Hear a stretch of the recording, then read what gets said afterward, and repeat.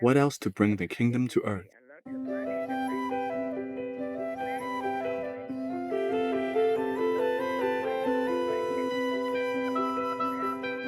Blavenguzo. This means welcome in the Occitan language.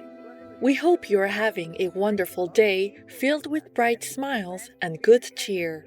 I am Claire.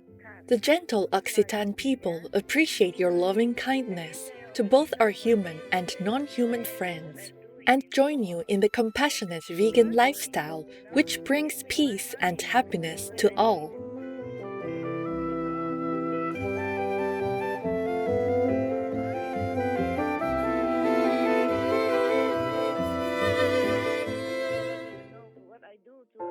Welcome to Wisdom Comes from the Lord, from Divine Providence by Emanuel Swedenborg, Vegetarian, Part 1 of 2, on Words of Wisdom. In the 18th century, a great Swedish scientist and inventor, at the height of his career, began to see visions of heaven, spirits, saints, and angels. He saw Lord Jesus, vegetarian, come to open his inner eye, which allowed him to travel in the celestial sphere and talk with different spiritual beings. This mystical experience transformed the scientist into an enlightened spiritual leader with a new understanding of Christianity. His name is Emanuel Swedenborg, vegetarian. From 1744 onwards, Emanuel Swedenborg spent over a decade of his life writing down what he saw in his spiritual voyages in more than 24 books. His visions of heaven and the afterlife, his realization that God is love, and his discovery of the Holy Bible's deeper meanings are just some of the revolutionary topics he bravely documented. The life and works of this remarkable spiritual world explorer inspire people to this day. Today, it is a pleasure to present selections from Divine Providence, where Emanuel Swedenborg, vegetarian, expounds on how our wisdom comes from the Lord.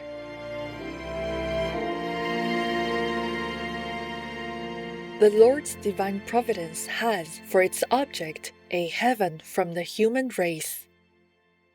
The more closely one is conjoined to the Lord, the wiser one becomes. As there are 3 degrees of life in people by creation, and so from birth, there are specifically 3 degrees of wisdom in them. These degrees it is that are opened in people according to conjunction. That is, according to love, for love is conjunction itself. Love's ascent by degrees, however, is only obscurely perceived by people, but wisdom's ascent is clearly perceived by those who know and see what wisdom is. The degrees of wisdom are perceived because love, by its affections, enters the perceptions and thoughts, and these present themselves to the internal mental sight, which corresponds to the external bodily sight. Thus, wisdom appears, but not the affection of love which produces it. It is the same with all a person's deeds. They are aware how the body does them, but not how the soul does them. So they perceive how they meditate, perceive and think, but not how the soul of these mental activities, which is an affection of good and truth, produces them. There are 3 degrees of wisdom: natural, spiritual, and celestial. People are in the natural degree of wisdom during their life in the world. This degree can be perfected in them to its height, but even so cannot pass into the spiritual degree, for the latter is not continuous with it, but conjoined to it by correspondences. After death, people are in the spiritual degree of wisdom. This degree also is such that it can be perfected to its height, and yet cannot pass into the celestial degree of wisdom, because neither is this continuous with the spiritual, but conjoined to it by correspondences. Plainly, then, wisdom can be raised threefold, and in each degree can be perfected, but only to its peak. One who understands the elevation and perfecting of these degrees can see to an extent why angelic wisdom is said to be ineffable. So ineffable indeed is it that 1,000 ideas in the thought of angels in their wisdom can present only a single idea in the thought of people in their wisdom, the other 999 ideas being unutterable, because they are supernatural. Many a time have I been given to know this by living experience. But as was said, no one can enter into the ineffable wisdom of the angels except by and according to conjunction with the Lord. For He alone opens spiritual and celestial degrees, and only in those who are wise from Him. Those are wise from the Lord, who cast the devil, that is, evil, out of themselves. But let no one believe that they have wisdom because they know many things, perceive them in some light, and are able to talk intelligently about them, unless their wisdom is conjoined to love. For it is love that through its affections produces wisdom. Not conjoined to love, wisdom is like a meteor vanishing in the air and like a falling star. Wisdom united to love is like the abiding light of the sun, and like a fixed star. A person has the love of wisdom when they are averse to the diabolical crew, that is, to the lusts of evil and falsity. Wisdom that comes to perception is perception of truth from being affected by it, especially perception of spiritual truth. For there is civil, moral, and spiritual truth. Those who have some perception of spiritual truth from affection, by it also have perceptions of moral and civil truth. For the affection of spiritual truth is the soul of those perceptions.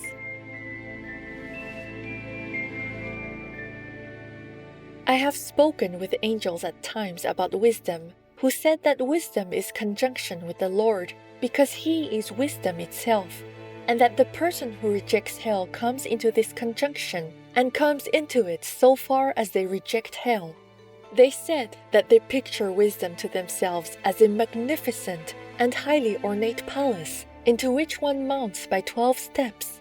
No one arrives at even the first step, they said, except from the Lord by conjunction with Him, and according to the measure of conjunction one ascends, also as one ascends, one perceives that no person is wise from themselves, but from the Lord.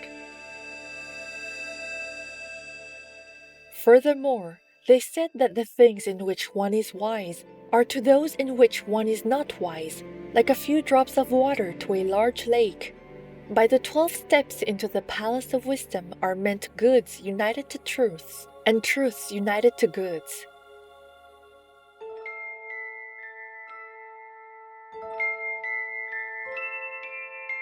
The more closely one is conjoined to the Lord, the happier one becomes.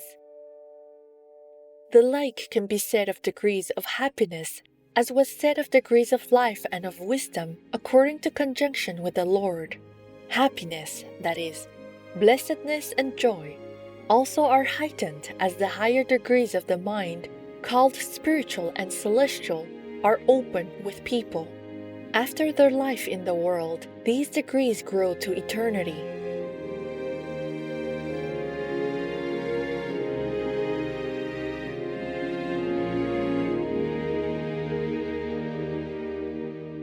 For more information, please visit sacred-texts.com.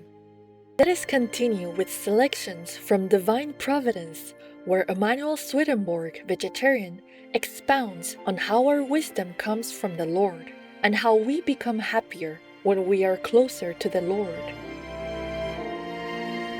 The Lord's divine providence has for its object a heaven from the human race. The more closely one is conjoined to the Lord, the happier one becomes. No one who is in the pleasures of the lusts of evil can know anything of the joys of the affections of good, in which the angelic heaven is. These pleasures and joys are opposites in internals, and hence inwardly in externals, though superficially they may differ little. Every love has its enjoyments. The love of evil with those in lusts also has, such as the love of committing adultery, of taking revenge, of defrauding, of stealing, of acting cruelly, indeed, in the worst people, of blaspheming the holy things of the church, and of inveighing against God.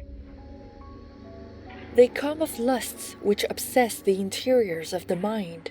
From these flow into the body and excite uncleannesses there which arouse the fibers. The physical pleasure springs from the pleasure which the mind takes in lusts. After death, everyone comes to know in the spiritual world what the uncleannesses are which arouse the body's fibers in such persons, and comes to know the nature of them. In general, they are things cadaverous, excrementitious, filthy, malodorous, and urinous, for their hells teem with such uncleannesses.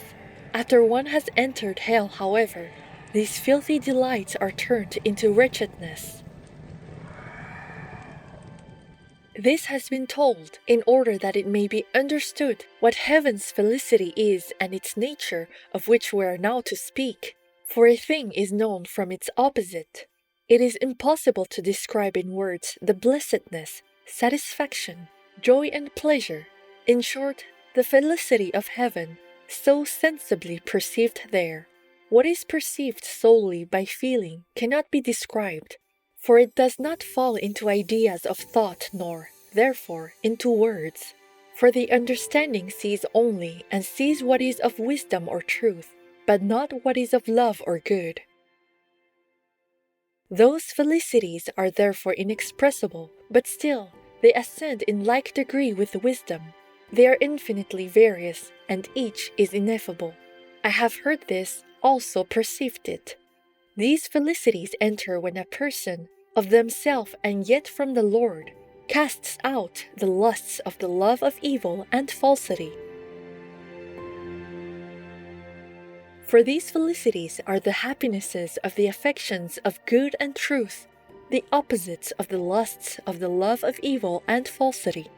Those happinesses begin from the Lord, thus from the inmost, diffuse themselves thence into things lower even to lowermost things, and thus fill the angel, making him a body of delight.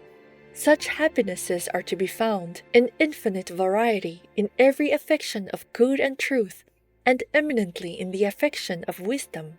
There is no comparing the joys of the lusts of evil and the joys of the affections of good. Inwardly in the former is the devil, in the latter the Lord. For corresponding uncleannesses affect the evil, and corresponding cleannesses the good. Plainly, then, the more closely one is conjoined with the Lord, the happier one is. This happiness rarely shows itself in the world, however, for people are then in a natural state, and the natural does not communicate with the spiritual by continuity, but by correspondence. The communication is felt only in a certain repose and peace of mind, especially after struggles against evil. But when a person puts off the natural state and enters the spiritual state, as they do on leaving the world, the happiness described above gradually manifests itself. The more closely one is conjoined to the Lord, the more distinctly do they seem to themselves to be their own, and the more plainly do they recognize that they are the Lord's. There is infernal freedom, and there is heavenly freedom. Thinking and willing evil, and also speaking and doing it, so far as civil and moral laws do not prevent, is from infernal freedom. But thinking and willing good and speaking and doing it, so far as opportunity offers, is from heavenly freedom.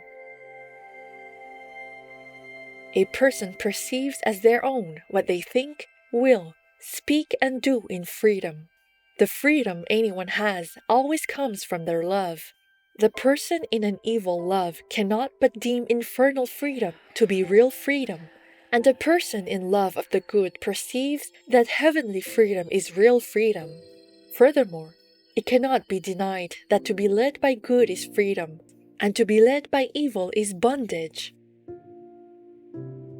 For to be led by good is to be led by the Lord, but to be led by evil is to be led by the devil. Inasmuch as all they do in freedom appears to a person to be their own, coming as it does from what they love, and to act from one's love, as was said, is to act freely. It follows that conjunction with the Lord causes a person to seem free and also their own, and the more closely they are conjoined to the Lord, to seem so much freer and so much more their own. They seem the more distinctly their own, because it is the nature of the divine love to want its own to be another's, that is, to be the angels or the persons. All spiritual love is such, preeminently the Lord's. The Lord, moreover, never coerces anyone, for nothing to which one is coerced seems one's own, and what seems not one's own cannot be done from one's love, or be appropriated to one as one's own. People are always led in freedom by the Lord, therefore, and reformed and regenerated in freedom.